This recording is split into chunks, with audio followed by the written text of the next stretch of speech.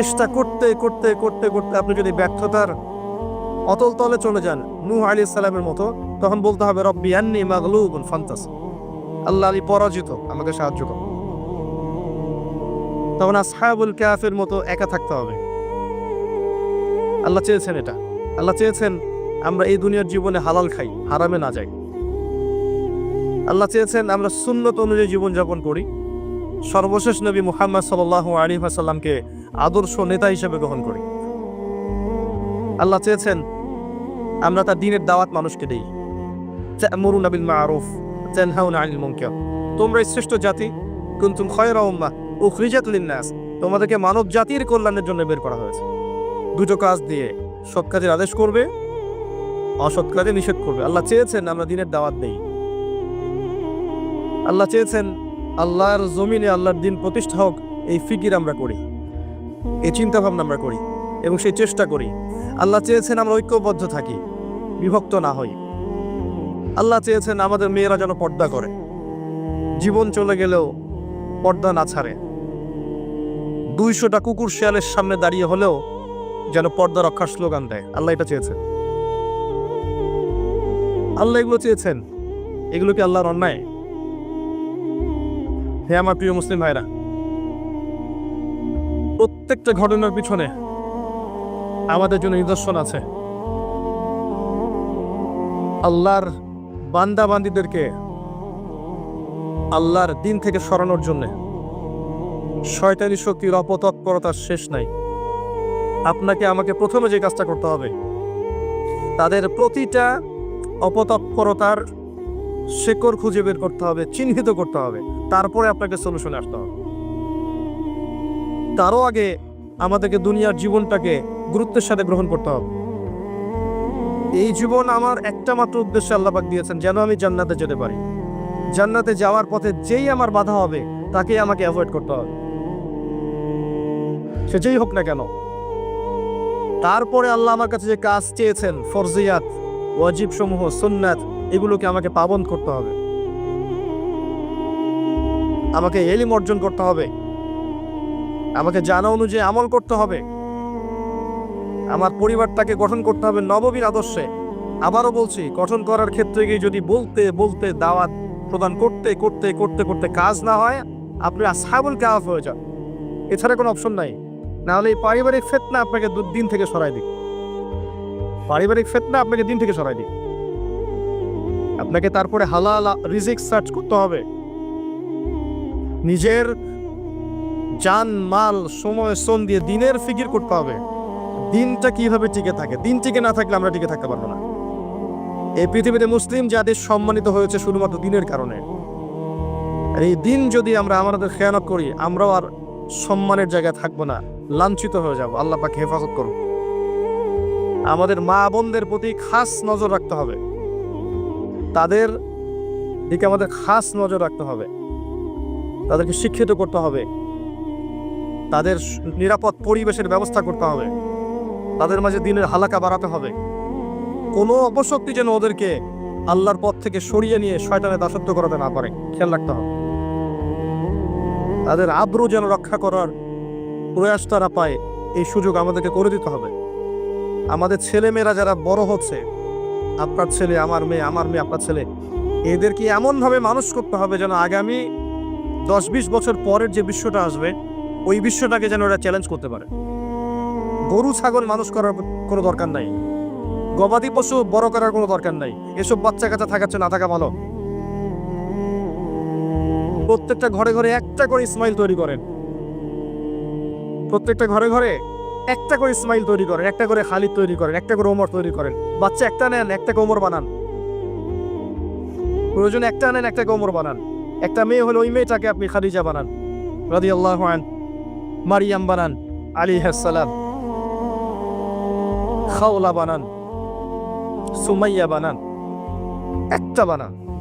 সুসন্তান একটা যথেষ্ট। 10-12টা গবাদি পশু পোষার পিছনে কোনো লাভ নাই। আপনি ফিউচার প্ল্যান করেন, আগামী 10-20-30 বছর পর কি করতে যাচ্ছেন, এই সময়টুকুতে আপনি কি চাচ্ছেন, আপনার জীবন নিয়ে আপনার পরিকল্পনা কি। স্পেশালি যুব সমাজকে বলবো, যে ইয়াং জেনারেশনকে বলবো, যে আপনাদের তারুণ্যটাকে আল্লাহর পথে কাজে লাগান। আরশের ছায়ায় যদি ছায়া পেতে চান, আপনাকে আপনার যৌবনটাকে আল্লাহর পথে ঢালতেই হবে। এই ঢালার মানে এই নয় যে আপনাকে এখনই একদম রণাঙ্গনে বের হয়ে যেতে হবে, বিষয়টা এমন নয়। বিষয়টা হচ্ছে আপনাকে শুরু থেকে কাজ করতে হবে, পড়াশোনা থেকে শুরু করতে হবে। পড়াশোনা, আমল, আকীদা, মানহাজ শক্ত করা, তারবিয়াত, প্রশিক্ষণ, আপনার কি বলবো, হালাল রিজিক, আবশ্যক পরিবার, জানা অনুযায়ী আমল, দিনের ফিকির করা, দিন নিয়ে কোনো প্রজেক্ট করা। আপনাকে আগাতে হবে দিন নিয়ে। পুরো যৌবনকালটাকে আপনার আল্লাহর পথে দিয়ে দেওয়া। এবং যৌবনের অনেকটা সময় আমরা অপচয় করে ফেলেছি অলরেডি, অনেকটা সময় চলে গেছে। কিন্তু যৌবন হয় 20 বছর, আপনি দেখবেন 10 বছর এইসব ভাবতে ভাবতেই চলে গেছে, জীবন বুঝতে বুঝতে চলে গেছে। দিনই বোনদেরকে সুযোগ করে দেন, মা বোনদেরকে সুযোগ করে দেন, তারা দিনের জন্য অনেক কিছু করতে পারবে। শুধু সুযোগের অপেক্ষা, ওদেরকে আমরা সুযোগ করে দিতে পারছি না। আমাদের স্ত্রীদেরকে, আমাদের মাদেরকে, বোনদেরকে, আমাদের মেয়েদেরকে আমরা সুযোগ করে দিতে পারছি না। ওদেরকে সুযোগ দেন, দিনের জন্য করার মানসিকতা তৈরি করে দেন। তারা আমার চেয়ে আপনার চেয়ে বেশি খেদমত করতে পারবে ইনশাআল্লাহ। ওরাই জন্ম দিবে ইসমাঈল ইনশাআল্লাহ আযজা ওয়া জাল। নারী জাতির চেয়ে বড় ফিতনা যেমন পুরুষদের জন্য রাখা হয়নি, ঠিক একইভাবে নারীরাই পারবে এমন প্রজন্ম উপহার দিতে, যে প্রজন্মের সন্তানরা আল্লাহর পথে ইনশাআল্লাহ মুজাহাদা করবে, আল্লাহর দিনকে বিজয় লাভ। সব মিলে এগুলো সার কথা। দীর্ঘ সময় ঘন্টার পর ঘন্টা গাল গল্প করে আসলে লাভ নেই।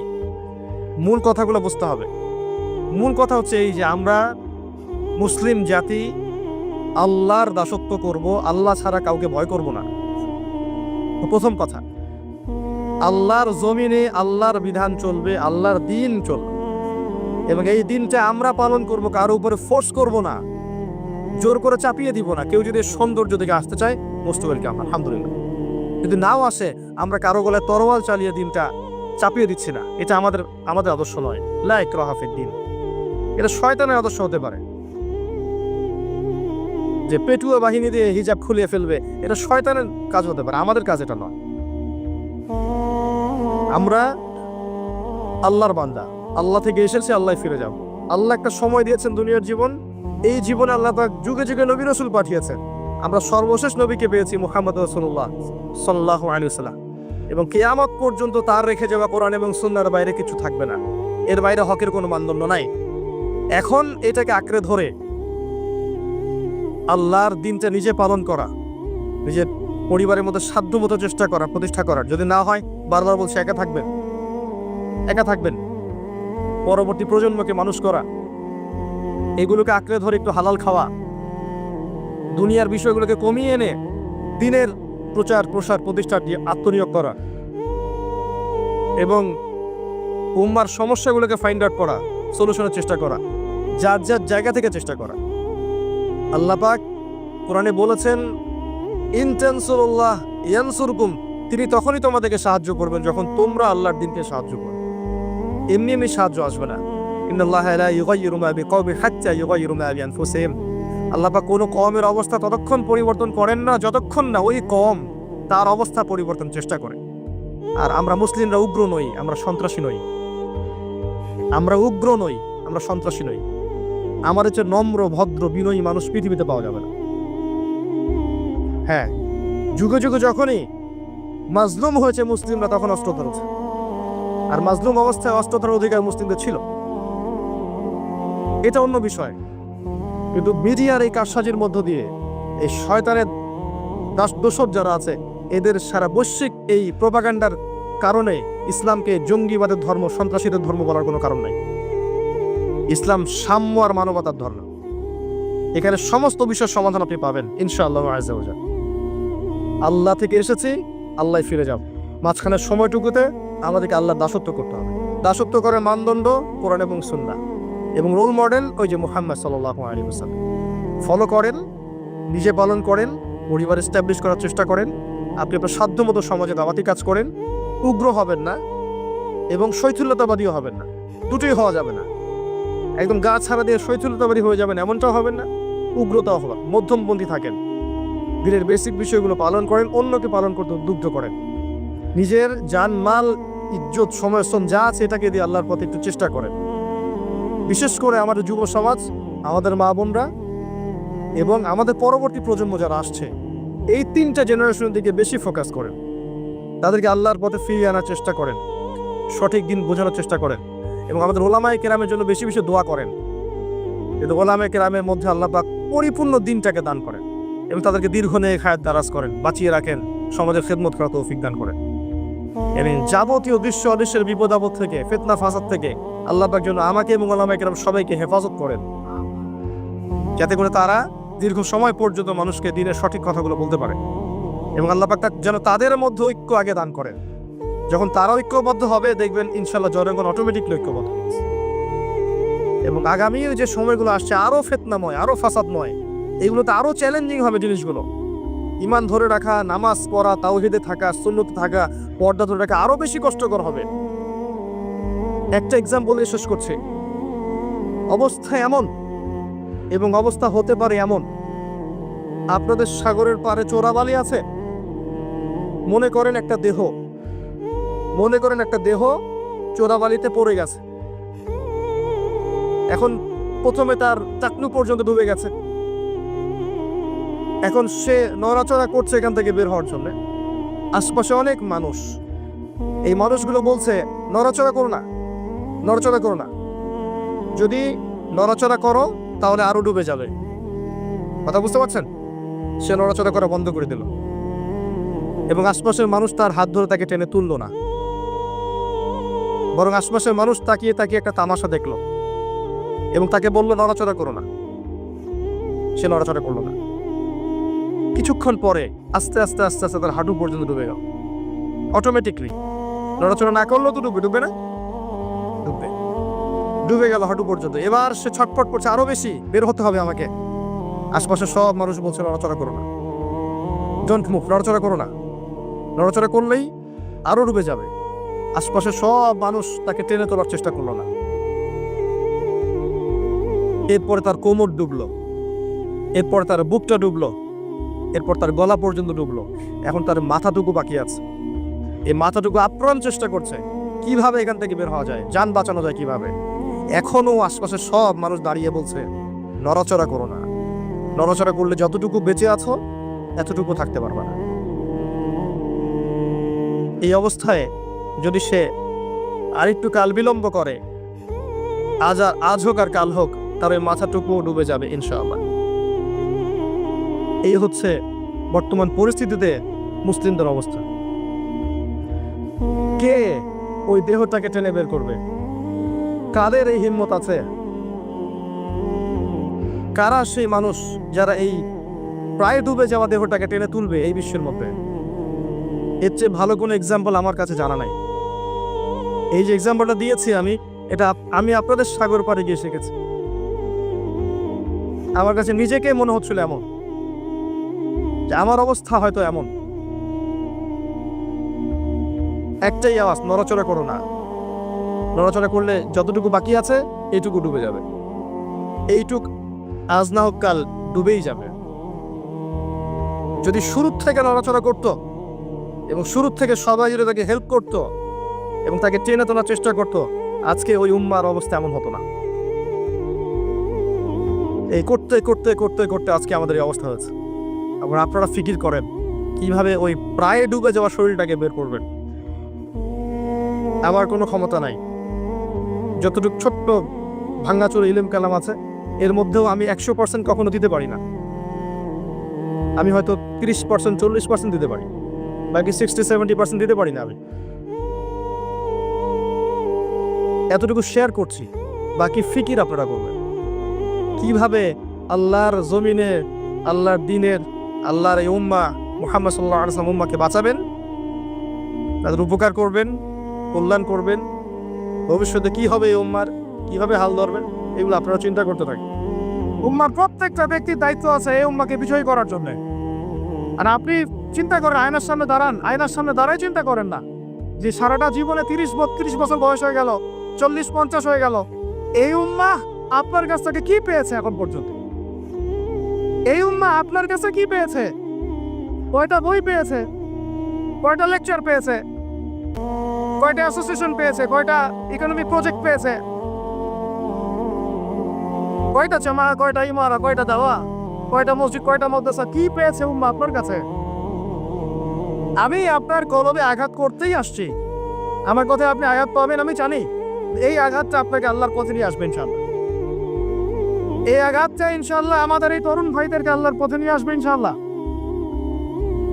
সাহসী মানুষদের মতো বলেন ইনশাআল্লাহ। এই আওয়াজগুলা ইনশাআল্লাহ আমাদেরকে আল্লাহর পথে নিয়ে আসবে ইনশাআল্লাহ। প্রত্যেক ঘরে ঘরে একজন করে হাফেজ তৈরি করেন, প্রত্যেক ঘরে ঘরে একজন দিনদার মেয়েকে বিয়ে করেন, প্রত্যেক ঘরে ঘরে যে বাচ্চাগুলো হবে এই বাচ্চাগুলোকে ইসলামী শিক্ষায় শিক্ষিত করেন, প্রত্যেক ঘরে ঘরে অন্তত একটা করে আলেম তৈরি করেন। একটা আইয়ুবী দেন আমাদেরকে, একটা খালিদ বিন ওয়ালিদ দেন, একজন আপনি আমাকে ওমর ইবনুল খাত্তাব দেন, একজন মুসআব বিন উমাইর দেন, একজন খুবাইব দেন, একজন মুসআব বিন উমাইর দেন, তাদের নাম বলবো, একজন তারেক বিন জিয়াদ দেন, একজন বিন কাসিম দেন। একটা সন্তান দেন আমাদের, একটা সন্তান মানুষ করেন। একটা 10টা-20টা বাচ্চা নিচ্ছি, একটাও মানুষ হয় না। আলেম পরিবারের সন্তান মুদিখানার দোকানে ব্যবসা করে কেন খাবেন আপনি? আপনার এই উম্মতের উপর দায়িত্ব আছে। আমাদের দায়িত্ব খালি মধু বিক্রি করা, দাড়ি টুপি বিক্রি করা, আতর বিক্রি করা? ইসলামের দিকে আসার সাথে সাথেই কেন আপনার এই দিকে চলে যান? উম্মাহকে কে নেতৃত্ব দিবে? আমরা দিব? আমাদের কোনো ক্ষমতা আছে? আমাদের কোনো জ্ঞান আছে? আমাদের কোনো সেই যোগ্যতা আছে? আমাদের দিকে আঙ্গুল তুলতে পারবেন আপনি? কারণ আল্লাহর কসম, আল্লাহর জমিনের সবচেয়ে গুনাহগার বান্দা আমরাই।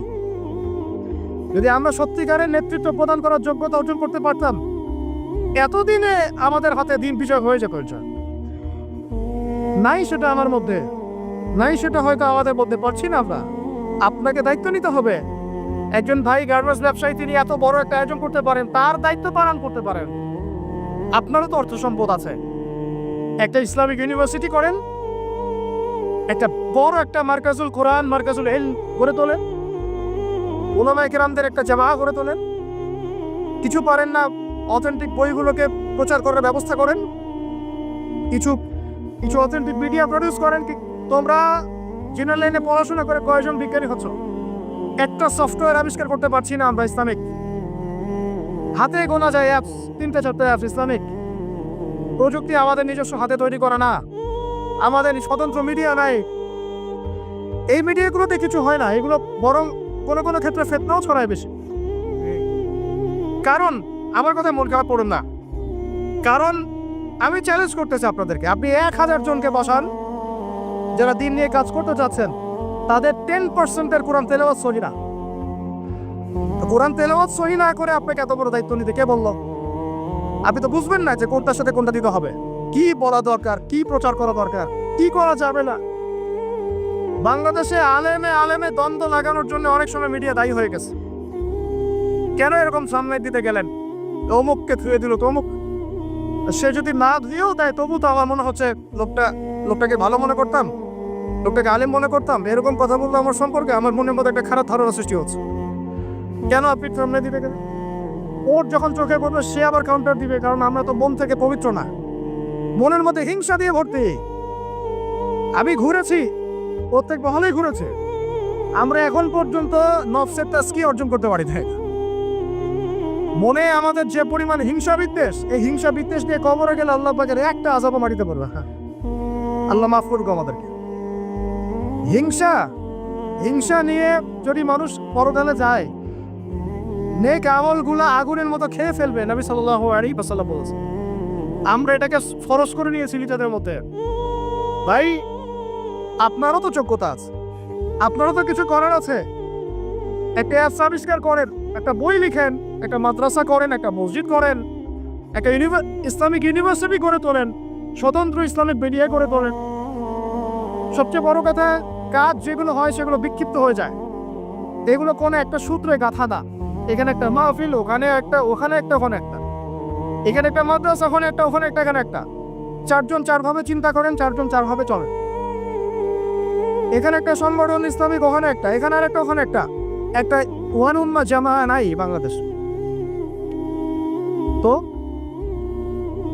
আপনারা বলেন না আমাকে, এই উম্মাকে কিভাবে আমরা বিজয় নিয়ে যাব? আমাকে আপনারা বলেন, ছোটখাটো প্রশ্ন করা বাদ দিয়ে আপনারা আমাকে উত্তর দেন, কিভাবে আপনি এই দুনিয়াতে আল্লাহ পাকের দ্বীন ইসলাম কায়েম করবেন? পথ পদ্ধতি কি আপনার কাছে?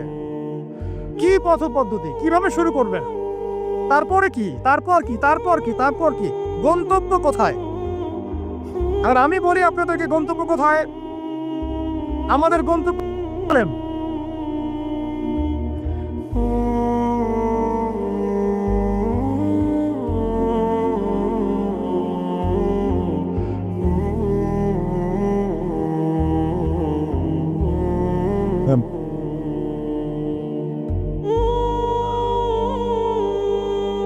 বাস বাস বাস, আল্লাহর কসম, আল্লাহর কসম করে বলতেছে, আল্লাহ রব্বুল আলামিনের কোনো পরোয়া নাই যদি বাংলাদেশে দিন কায়েম না হয়, যদি পাকিস্তানে না হয়, মালয়েশিয়াতে না হয়, এইখানে না হয়, ওইখানে না হয়, আল্লাহর কোনো পরোয়া নেই, কিছু যায় আসে না। কারণ আখিরুজ্জামান স্টাডি করলে আপনি পাবেন যে অবশ্যই অবশ্যই নবী ঈসা ইবনে মারইয়াম এই পৃথিবীতে আবার আসছেন ইনশাআল্লাহ, এবং তিনি আসার আগেই মুসলিমদের মধ্যে একজন ত্রাণকর্তা আসবেন। তার নাম মুহাম্মদ। তার নাম কে? মুহাম্মদ।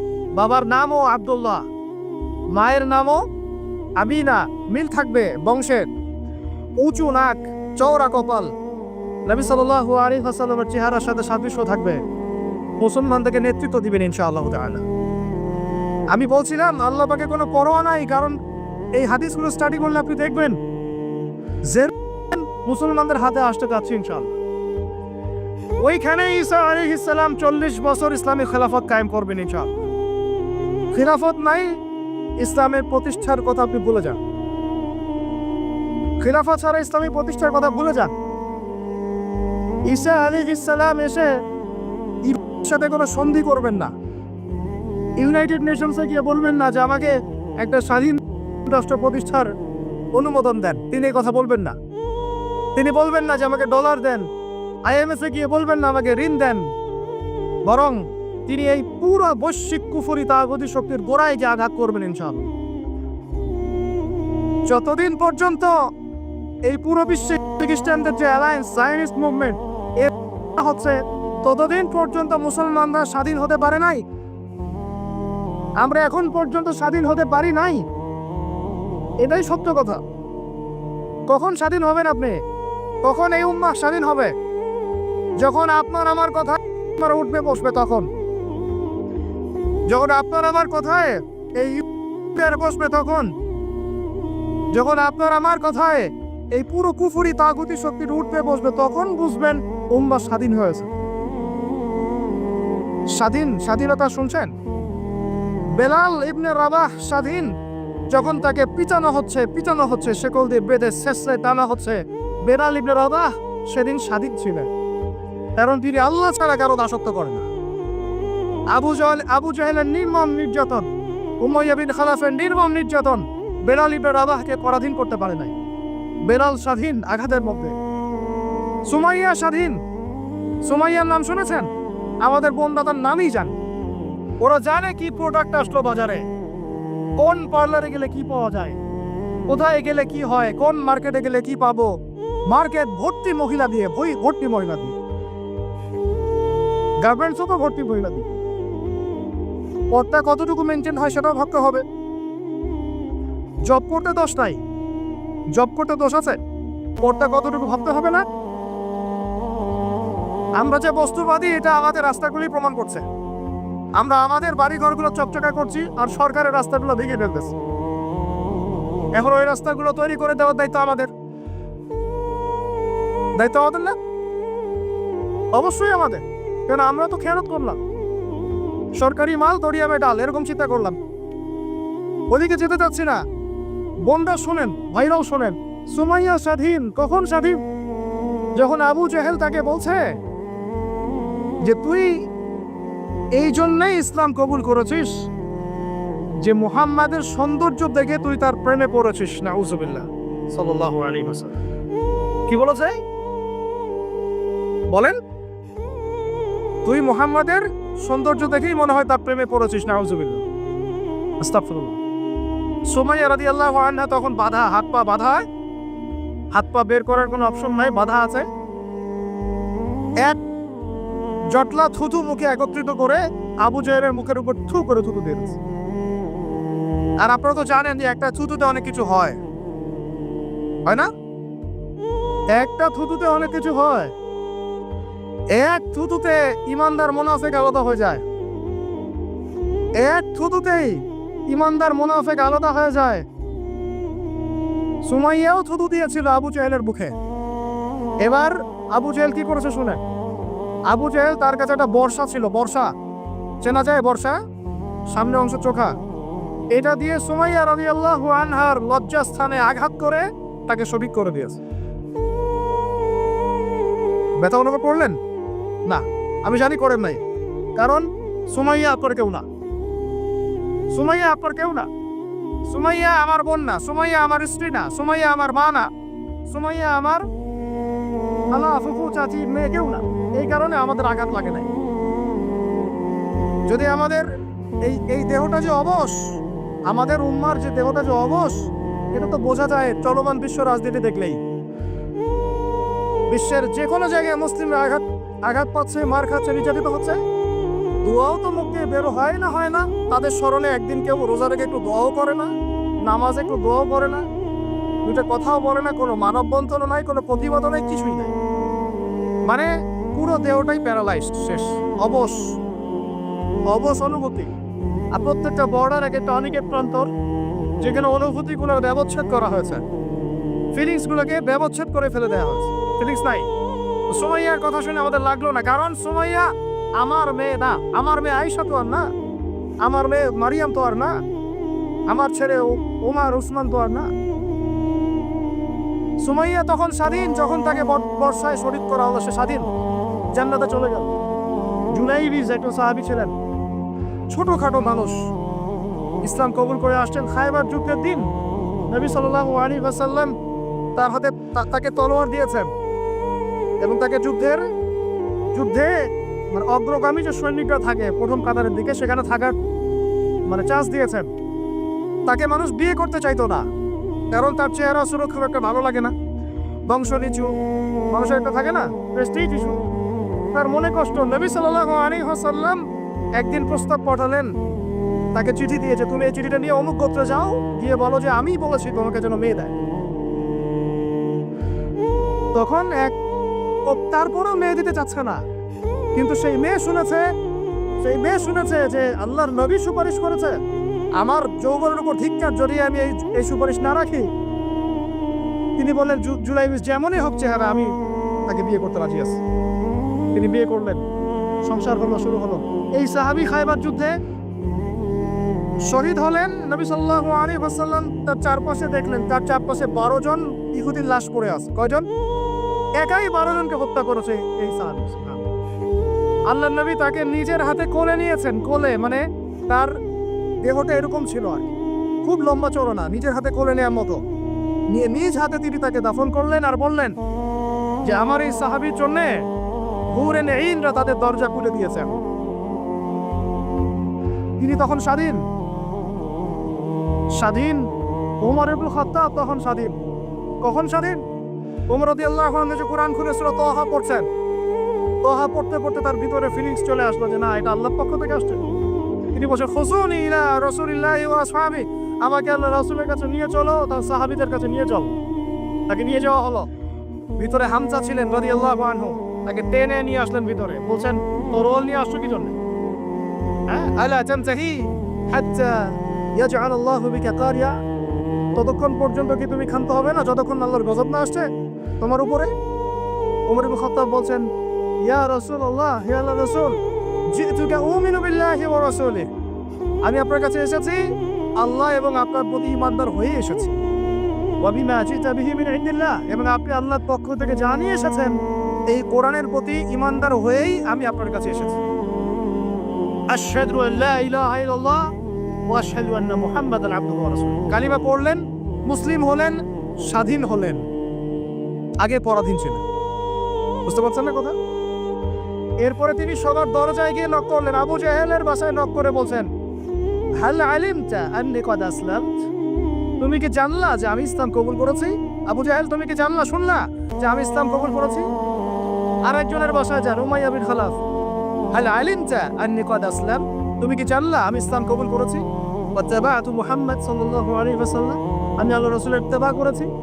এরপর কুরাইশদের এই কাবার সামনে গিয়ে বলছেন, ইয়া মা'শারাল কুরাইশ, হে কুরাইশ তোমরা শোনো, ইয়ালামু আন্নী কদ আসলামত, তোমরা জেনে রাখো যে আমি ইসলাম কবুল করেছি। ওয়া শাহিদতু আল্লা ইলাহা ইল্লাল্লাহ ওয়া আন্না মুহাম্মাদান আবদুহু ওয়া রাসূলুহু। এবার কুরাইশরা গিয়ে তার উপর আক্রমণ শুরু করলো। 40 জন 50 জন গিয়ে তাকে চাপড়ে ধরতেছে, তিনি একাই লড়তেছেন সবার সাথে। একজন এসে পরামর্শ দিচ্ছেন, ওই যে আপনারা যারা হিকমতের দোহাই দিয়ে কাপুরুষতাকে আড়াল করতে চান, তারা শুনেন ওয়াজটা ভালো করে। যারা হিকমতের দোহাই পেরে কাপুরুষতাকে আড়াল করতে চান তারা শুনেন। উনি এসে বলেছেন যে আসালা কোন গেছেন, তুমি কি ইসলাম কবুলের এই বিষয়টাকে গোপন রাখতে পারতা না? কি দরকার ছিল এভাবে প্রকাশ্যে বলার? কি দরকার ছিল এভাবে কাফেরদের সাথে একটা দ্বন্দ্বে জড়ানোর? শোনেন তারপরে তিনি কি বলছেন। তিনি বলছেন যে ওয়াল্লাহি, আল্লাহর কসম করে বলছি, লাউ ফাররিখান্না বাইনাল হাক্কি ওয়াল বাতিল কামা ফাররাকাল্লাহু বাইনাল লাইলি ওয়ান নাহার, আল্লাহু আকবার। তিনি বলছেন আল্লাহর কসম করে বলছি, আমি রাত এবং দিন আল্লাহ পাক যেভাবে আলাদা করে দেন, এই রকম করে আমি সত্য আর মিথ্যা আলাদা করে দেব ইনশাআল্লাহ। আল্লাহু আকবার। এরপরে তার নাম হয়েছে আল ফারুক। কি নাম হয়েছে? ওমর এখন স্বাধীন। বলেন আমাকে, উম্মাহ স্বাধীন? উম্মাহ স্বাধীন? কিছু করতে গেলেই বলবে স্যাংশন দিয়ে দিব, কিছু বললে বলবে যে একদম টাকার মান কমাই দিব।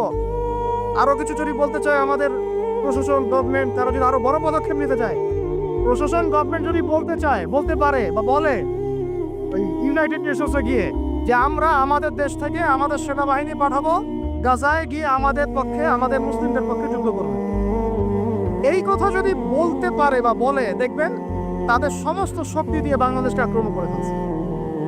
আর আপনি আমাকে বলেন আমরা স্বাধীন? উম্মাহ স্বাধীন? ওই তাগুতি শক্তির, বিশ্ব কুফরি শক্তির পরাজয় না হওয়া পর্যন্ত মুসলমানরা স্বাধীন না। আর ঈসা ইবনে মারিয়াম এই গাল গল্প করতে আসবেন না, তিনি মানুষকে খালি সুরসুরি মার্কা ওয়াজ করতে আসবেন না, তিনি আসবেন ওই গোড়ায় আঘাত করতে ইনশাআল্লাহ। আর এই মানুষকে সুরসুরি মার্কা ওয়াজ করবেন না, খালি ফজিলত আর ফজিলত, এভাবে নয়। তিনি আসবেন দাওয়াতের মিশন নিয়ে, উম্মাহকে ঐক্যবদ্ধ করবেন, কুফারদের সাথে মুসলমানদের একদম সশস্ত্র যুদ্ধ হবে, তারপরে এদের একটা একটা করে খুঁজে বের করে মারা হবে ইনশাআল্লাহ। আল্লাহর কসম করে বলতেছি, আমাদের একটা মুসলিম ভাইয়ের রক্ত বৃথা যাবে না, একজন শিশুর রক্ত বৃথা যাবে না ইনশাআল্লাহ। একজন বোনের ইজ্জতের মূল্য ওদেরকে দিতে হবে ইনশাআল্লাহ। এই যে বিগত 1.5 মাসে তোমরা 19,600 জনকে হত্যা করেছো, একটা একটা করে হিসাব আমরা দিব ইনশাআল্লাহ। 1974 সাল থেকে 2023 পর্যন্ত প্রায় 3.5 লক্ষ মানুষকে হত্যা করা হয়েছে, এর হিসেব ওরা দিবেন ইনশাআল্লাহ। এর হিসেব আমরা নিব ইনশাআল্লাহ। আমরা ছাড়বো না ইনশাআল্লাহ, এই ফিতনা আমরা ছাড়বো না, এই জালেমও ছাড়বো না। আর মনে রাখেন, আমাদের এখানে কি হবে তারপরও আল্লাহ পাক করবেন না। আল্লাহ পাক জানেন কোন জায়গা থেকে দিন কায়েম করতে হবে। ঈসা ইবনে মারিয়াম 40 বছর ওই তখ্ত থেকে, ওই সিংহাসন থেকে পুরো বিশ্বটাকে শাসন করবে ইনশাআল্লাহ তাআলা। আপনারা আঞ্চলিক রাজনীতি নিয়ে পড়ে আছেন, থাকেন, আমি বিশ্ব রাজনীতি নিয়ে কথা বলছি। আঞ্চলিক পলিটিক্স নিয়ে আমার কোনো আগ্রহ নাই, কারণ আমি জানি এই পুরো সাবকন্টিনেন্ট শাসন করবে ঈসা আলাইহিস সালাম। যদি আমরা তার পক্ষের লোক হয়ে যাই, তাহলে আমরা ইজ্জত সম্মান পাবো ইনশাআল্লাহ। আর যদি আমরা তার বিপক্ষে চলে যাই, দেখবেন জিল্লতি আর জিল্লতি নেমে আসবে। আল্লাহ মাফ করুন। এখন শুনেন, ইবনে খাত্তাব স্বাধীন এখানে, হামজা রাদিয়াল্লাহু আনহু স্বীকার করে আসছেন। যুব ভাই আপনি শুনেন, এই যে ওমরের কথা বললাম, এরকম একটা ছেলে আমাকে দিতে পারবেন ঘর থেকে, প্রত্যেকটা ঘর থেকে পারবেন? সাহস আছে খালি বলবে যে আমি রাত দিন যেমন আল্লাহ আলাদা করে দেন, আমি সত্য মিথ্যা আলাদা করে দেবো ইনশাআল্লাহ। পারবে? তোমরা টিকটক চালাচ্ছ, তোমরা টিকটক চালাচ্ছ, পাবজি খেলতেছো, ফ্রি ফায়ার খেলতেছো, মেয়ে নিয়ে পড়ে আসো, তোমরা কিভাবে উম্মাহকে নেতৃত্ব দিবা? নামাজ পড়তেছো না, সাপ্তাহিক সম তো রাখো না, মনে হয় আল্লাহ ভালো জানেন। দান সদকা কতটুকু করো আল্লাহ ভালো জানেন। কোরআন তেলাওয়াত করতে শিখতেছো না, কোনো আলেমের সহবতে যাও না। ইউটিউব, অনলাইন, ফেসবুক, ব্যাস, that's all. YouTube, online, Facebook হচ্ছে একটা ফিতনার জগৎ। আপনি বলতে পারেন যে আমার লেকচারও তো যায়, অনেক বড় বড় আলেমদের লেকচারও যায়, সব মেনে নিয়েই বলছি এটা ফিতনার জন্য। সব মেনে নিলাম, আপনার কথা মেনে নিয়েই বলতেছি ফিতনার জন্য। কারণ এর কন্ট্রোলও কুফর শক্তির হাতে, এর কন্ট্রোলও তাগুতি শক্তির হাতে। আপনি এটা নিয়ন্ত্রণ করেন না, এই প্রযুক্তি আপনি তৈরি করেন নাই। আমরা আলাদা করে কোনো মুসলিম কমিউনিটি সোসাইটিও বিল্ড আপ করতে পারিনি অনলাইনে, বুঝেছি? আমাদের কোনো স্বতন্ত্র সামাজিক যোগাযোগ মাধ্যম আছে বলেন? ওমর ইবনে খাত্তাবের মতো একজন স্বাধীন মানুষ দেন। হামজা রাদিয়াল্লাহু আনহু স্বাধীন কখন? আবু জাহেল আল্লাহর নবীকে একটা আঘাত করেছে, বলেন নাউজুবিল্লাহ সাল্লাল্লাহু আলাইহি ওয়াসাল্লাম। আপনারা তো জানেন তার পিঠের মধ্যে উঠে নাড়ি ভেড়ে দেওয়া হয়েছে, চাপানো হয়েছে। তো এই দৃশ্য একজন দাসী দেখেছে, হামজা রাদিয়াল্লাহু আনহু স্বীকার করে আসছেন, তাকে বলছে তোমার ভাতিজাকে এরকম আঘাত করেছে আবু জাহেল। আবু জাহেলের নাম কিন্তু আবু জাহেল না, আবু জাহেলের নাম আবুল হাকাম। সেও কিন্তু আল্লাহকে বিশ্বাস করতো। আপনারা মনে করবেন না যে সে একদম ইহুদি ছিল বা খ্রিস্টান ছিল, এমন না। সে আল্লাহকে বিশ্বাস করতো, কিন্তু আল্লাহ পাকের বিধান মানত না। এখন হামজা রাদিয়াল্লাহু আনহু বলছেন আওয়া ফাআলা যালিক, সে কি সত্যিই কাজ করেছে? হ্যাঁ, সত্যিই কাজ করেছে। আচ্ছা চলো দেখাও আবু জাহেল কোথায় আছে। তিনি ঘোড়া ছুটায় গেলেন কাবা ঘরের সামনে, গিয়ে বললেন যে তুমি আমার ভাতিজাকে গালি দিয়েছ, তুমি আমার ভাতিজাকে আঘাত করেছ, জেনে রাখো আমি আজকে থেকে আমার ভাতিজার দিনের উপর আছি। এই কথা বলার সাথে সাথে তার উপর আক্রমণের চেষ্টা করা হচ্ছিল। তিনি নিজে একটা ঘুষি দিয়ে আবু জাহেলের একটা দাঁত ফেলে দিলেন। আর দাঁত যে পড়ে গেছে কিনা সিরাতের কিতাবে এত স্পষ্ট নাই, কিন্তু আঘাত একটা ঘুষি দিয়েছেন এটা স্পষ্ট। ঘুষি দিয়ে বলছেন রুদ্দাহা ইনিস্তাতা, রুদ্দাহা ইনিস্তাতা, যদি সাধ্য থাকে এই ঘুষিটা আমাকে ফেরত দিয়ে দেখাও, সাধ্য থাকলে আমাকে আরেকটা আঘাত করে দেখা। আকুলু মা ইয়াকুল, আমি তাই বলি যা আমার ভাতিজা বলে। শাহিদতু আল্লা ইলাহা ইল্লাল্লাহ ওয়া আন্না মুহাম্মাদান আবদুহু ওয়া রাসূলুহু, আমি সাক্ষ্য দিচ্ছি বা দিলাম আল্লাহ ছাড়া কোনো ইলাহ নাই, মুহাম্মদ আমার ভাতিজা আল্লাহর রাসূল। তোর সাধ্য থাকলে আমাকে ঠেকা। এরকম জেনারেশন দিতে পারবেন? আপনার ছেলেটা কি এরকম? আপনার ভাইরা কি এরকম? এই আমাদের মায়েরা তাদের সন্তান কি এরকম? যে মেয়েদেরকে ঘরে নিয়ে আসছেন এই মেয়েগুলোও কি সুমাইয়ার মতো? উম্মে আমারা একজন নারী সাহাবী, উম্মে আমারা উহুদের যুদ্ধে চতুর্দিক থেকে আল্লাহ নবীকে আক্রমণ করা হচ্ছে, তিনি একাই তীর ছুটছেন, তীর ছুটছেন, তীর ছুটছেন। মহিলা সাহাবী, নারী সাহাবী, আমাদের নারী মেহেদি দেয় বসে বসে, তাও বয়ফ্রেন্ডের জন্য। আমাদের নারীরা ঘরে বসে বসে মেহেদি দেয়, পার্লারে যায় বয়ফ্রেন্ডের জন্য। আর উম্মে আমারা রাদিয়াল্লাহু আনহা তাদের মতো সাহাবীরা জীবন দেন রাসূলের জন্য।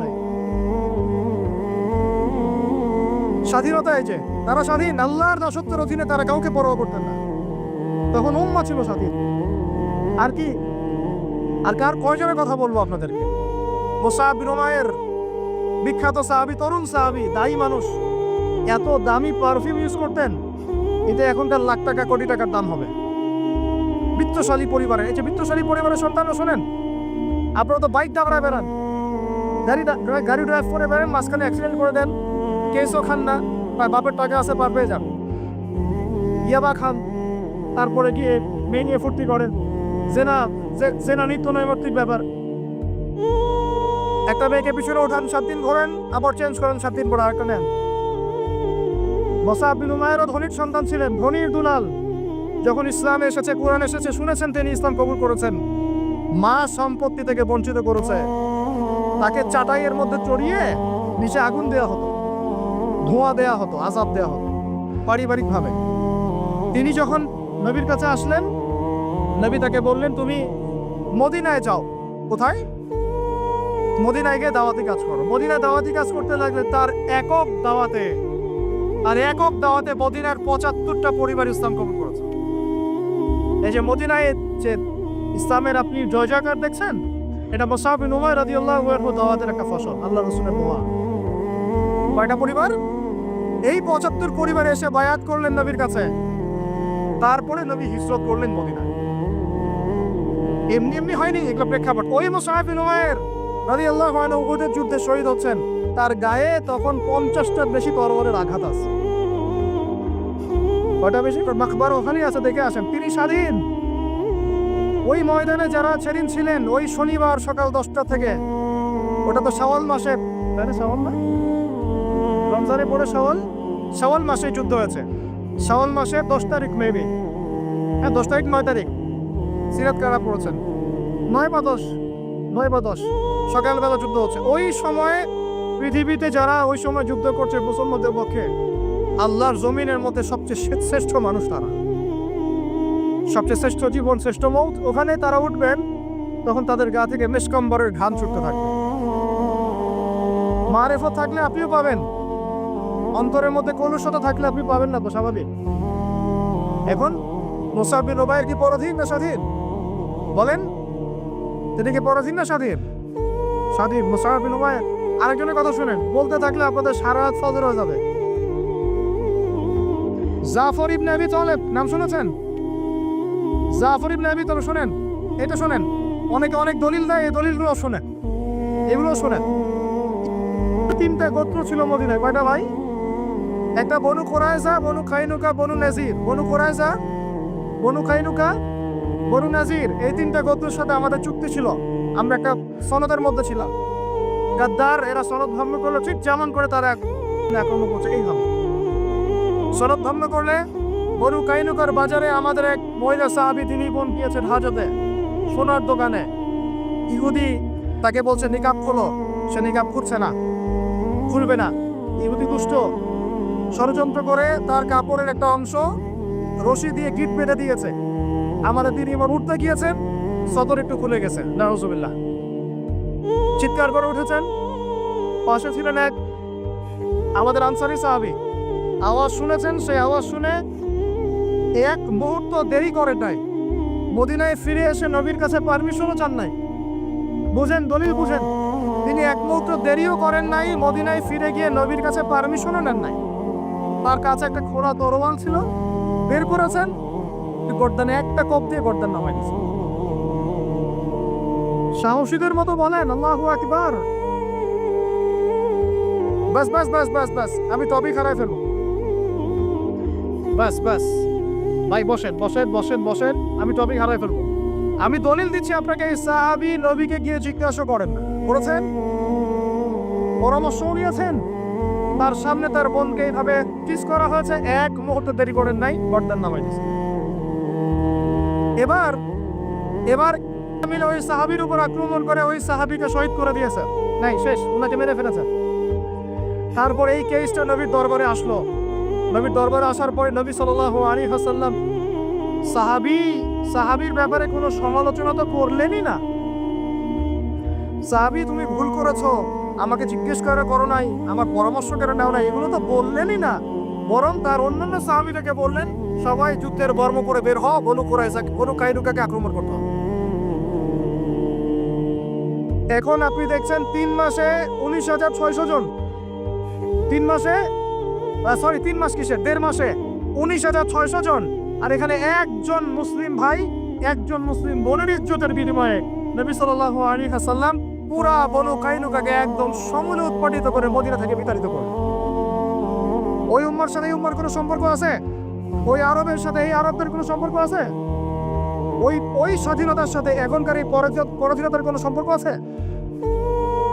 এরপরে আপনারা ফ্যান্টাসি নিয়ে পড়ে আছে। আল্লামা রুমি বলতেন, উনি একজন বড় সুফি মানুষ ছিলেন, উনি বলতেন যে আমি যা বুঝি আর আমি যা জানি বুঝতে পারি, তোমাদেরকে বলে কি লাভ, তোমরা তো বুঝবা না। কে বলতেন? বড় বড় যারা আল্লাহর ওলি, তাদের কথাটা একটু এই টাইপের হয়, মনে হয় একটু অস্বাভাবিক, কিন্তু এর ভিতরে অনেক গভীরতা থাকে।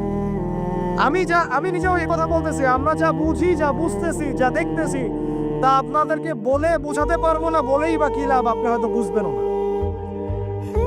এই একটা ঘটনা দলিল পেলেন। আরেকটা শোনেন, আরেকটা কওম হলো বনু নাজির। রাসূলকে দাওয়াত দিয়েছে, দাওয়াত দিয়ে বলছে যে আমরা ইসলাম কবুল করবো, আসেন নেগোশিয়েট করি। নবীজি বসেছেন,